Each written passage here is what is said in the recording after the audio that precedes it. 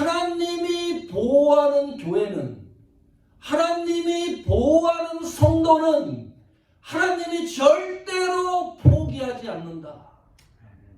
하나님이 절대로 관계를 단절시키지 않는다. 하나님이 끈을 끊지 않아요. 아말렉이 그걸 몰랐던 거예요. 잘못 전쟁을 시도한 겁니다. 이스라엘과 전쟁을 시도한 것 같은데 이거는 하나님을 대항한 것이기 때문에 하나님이 이 문제를 어떻게 해결하는가를 우리가 집중적으로 살펴봐야 됩니다.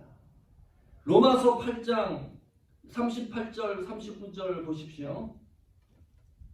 잘하는 내용입니다. 같이 합독합니다. 시작.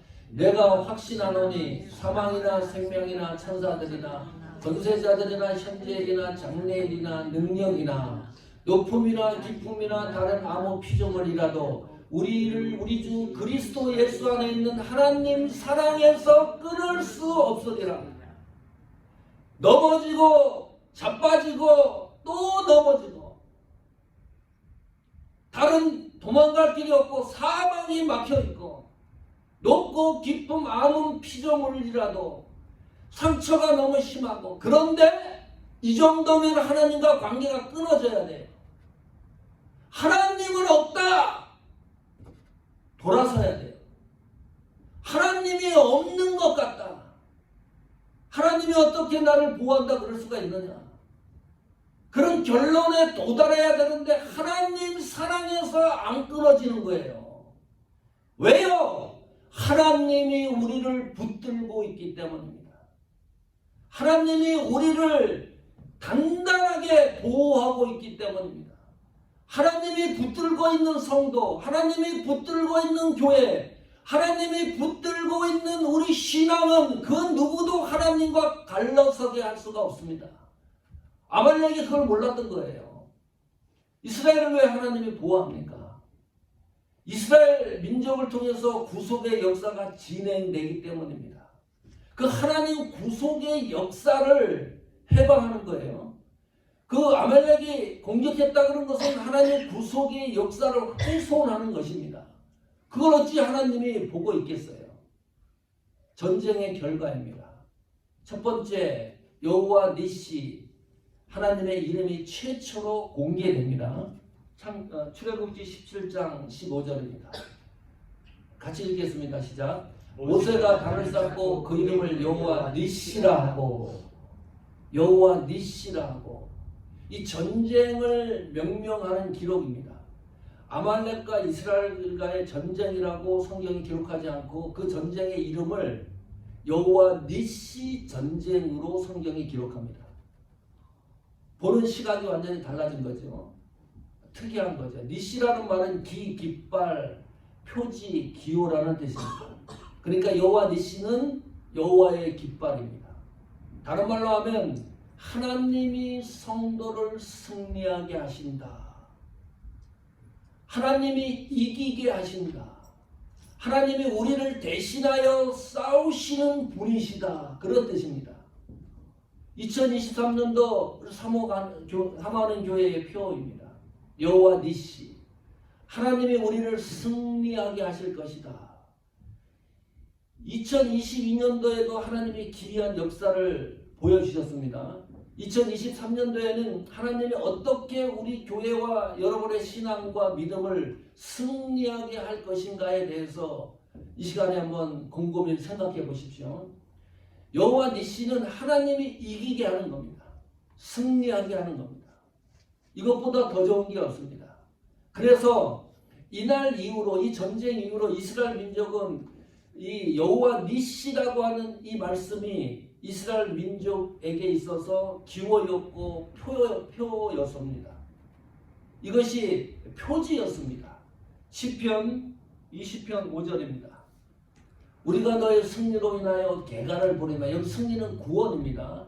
우리의 구원을 위하여 개가를 부리며 우리 하나님의 이름으로 우리 길을 세우리니, 여호와 니시의 기입니다. 여호와께서 내 모든 기도를 이루시기를 원하노라. 5절 시편 20편 7절 보세요. 혹은 병거, 그래서 혹은 말을 의지하나 우리는 여호와 우리 하나님의 이름을, 여호와 니시의 이름을 자랑하리로다. 이런 축복이 나타나기를 축원합니다. 두 번째, 전쟁의 결과는 하나님을 찬양할 수밖에 없는 분명하고 확실한 이유와 해답을 얻게 됐습니다. 출애굽기 17장 16절입니다. 같이 읽습니다. 시작. 여호와께서 맹세하시기를 여호와가 아말렉으로 더불어 대대로 싸우리라 하셨다 하였더라. 맹세했다. 특이한 표현이죠. 하나님은 절대 주권자이기 때문에 맹세라는 단어를 사용하지 않습니다. 하나님보다 더 높은 신이 있나요? 뭐 A라는 신이 있으면 하나님이 나는 A라는 신에게 이름을 빌려가지고 맹세한다.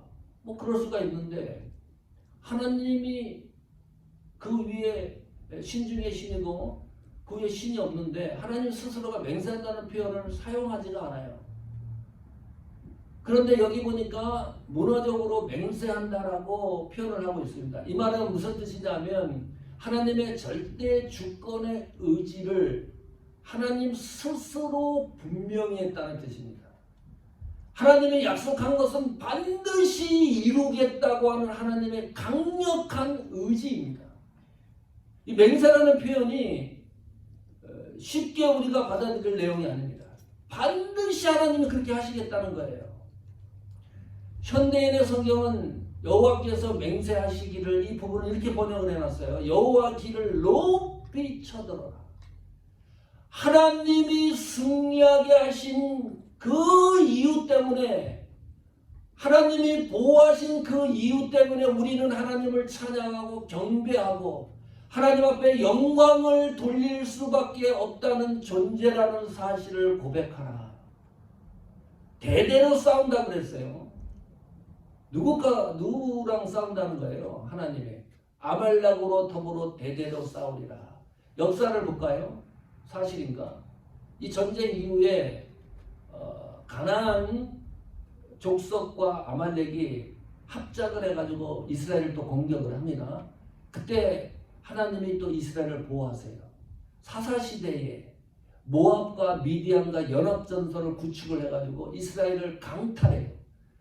쳐들어가고 약탈을 합니다. 그 어려운 시기에도 하나님이 이스라엘을 보호합니다. 사울왕 시대에 결정적으로 아말렉을 역사의 그 흐름에서 흔적도 없이 사라지게 할 절호의 찬스를 놓칩니다.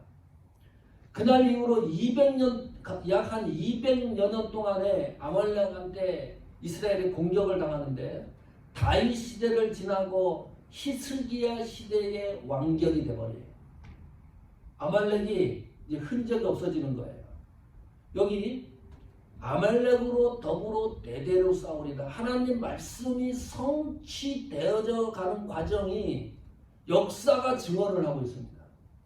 에스더 시대에 아말렉이라고 하는 이름이 잠시 등장을 하고 그 이후에는 역사 속으로 사라집니다. 흔적도 없이 사라집니다. 하나님이 아말렉과 최초의 전투에서 약속하신 하나님의 그 약속이 역사가 증언해주고 있습니다. 하나님 말씀은 참으로 그대로 이루어지는 거구나. 하나님 말씀은 성취되는 거구나. 말씀이 이루어진다는 이 사실 앞에 우리 신앙의 자세가 숙연해져야 됩니다. 허투루 볼 일이 하나도 없어요. 성경 하나님의 말씀을. 세 번째, 전쟁의 결과입니다. 전승입니다. 신앙에 있어서 이 아말렉과의 전투에서 승리한 것을 우리만 가지고 있는 것이 아니라 후세들에게 전승해야 될 사명을 요구하고 있습니다. 출애굽기 17장 14절입니다. 같이 읽어볼까요? 시작. 여호와께서 모세에게 이르시되 이것을 책에 기록하여 기념하게 하고 여호수아의 귀에 외워 들리라. 내가 아말렉을 도말하여 천하에서 기억함에 얻게 하리라. 하나님이 이렇게 하셨죠. 역사적으로 증언되는 겁니다. 책에 기록해라. 이 사실을. 그리고 외워서 들리게 해라. 책에 기록하는 걸로 끝나는 게 아니라요. 외우라 그랬습니다. 또 하나, 천하에 기억함이 없게 하라. 기록하고 기념하고 귀에 외워서 이것을 메모리를 하고 기념하라는 거예요. 이 사실을 놓치지 말라는 거예요. 교회적인 사명이 여호와 니시의 사명입니다. 우리 신앙의 사명이, 성도의 사명이 여호와 니시의 사명입니다. 내 대해서 끝나는 게 아니에요. 여호와 니시 승리케 하시는 그 하나님의 역사를 내가 경험을 했으면 그 역사를 기념해서 후손들에게 전승해야 될 사명이 교회와 우리에게 있다. 이렇게 물어볼게요. 질문하겠습니다. 우리가 신앙생활 하는데 하나님이 존재한다는 최고의 가치가 무엇입니까? 생각해 보셨나요? 내가 하나님을 믿는데 하나님이 존재한다는 것을 믿잖아요. 하나님이 실제한다는 것을 믿습니다. 내가 신앙생활하는 데 있어서 하나님이 존재한다는 이 사실의 최고의 가치가 뭘까? 생각해 보신 일이 있습니까? 어떤 사람은 이렇게 얘기해요. 하나님이 나에게 돈을 많이 벌게 해주셨다. 가치를 발견하는 겁니다. 하나님이 내 신앙생활 속에 존재한다는, 하나님이 내가 병약했는데 현대의술로 고칠 수가 없는데 하나님이 내 병을 고쳐주셨습니다. 하나님이 부자 되게 했습니다. 우리 자손들을 잘 되게 해줬습니다. 내 신앙생활 속에 하나님이 존재한다는 가치를 그런 곳에서 발견을 해요. 틀리지 않은 것 같아요. 그 하나님의 축복이 사실입니다. 그런데 올해도 그렇고 어떤 성도는 최악의 환경을 만나는 성도들도 있습니다. 지금도 외지 선교지에서 목숨이 담보로 복음을 증거하는 성도도 있습니다. 하나님 앞에 병을 고쳐달라 그랬는데 병이 낫지 않는 성도도 있습니다. 누가 잘 살고 싶지 안 살고 싶습니까?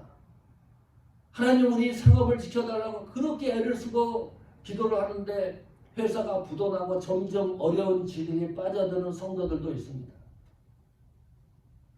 하나님이 내 신앙생활 속에 존재한다는 가치를 어떻게 발견합니까?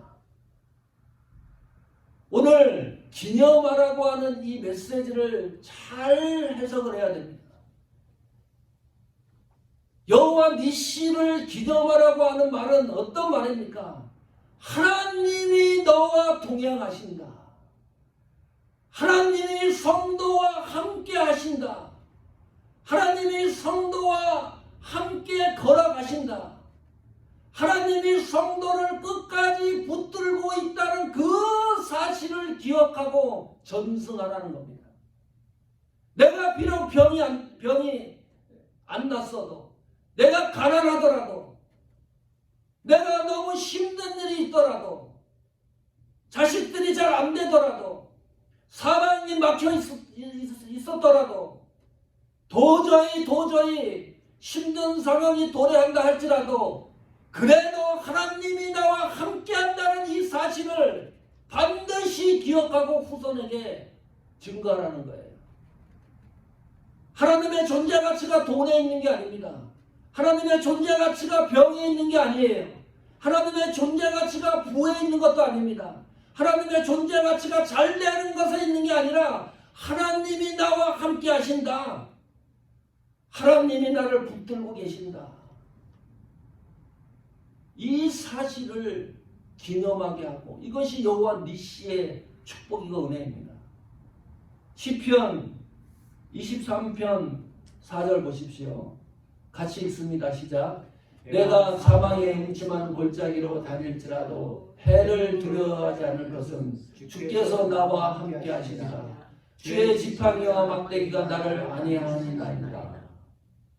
내가 사망의 음침한 골짜기, 사망, 음침, 골짜기, 무엇이 연상되나요? 변기통, 화장지라고 생각하십시오. 그 정도입니다. 더 이상 표현할 길이 없어요. 달기갈기 찢어진 때가 묻은 걸레와 같습니다. 사망, 음침, 골짜기.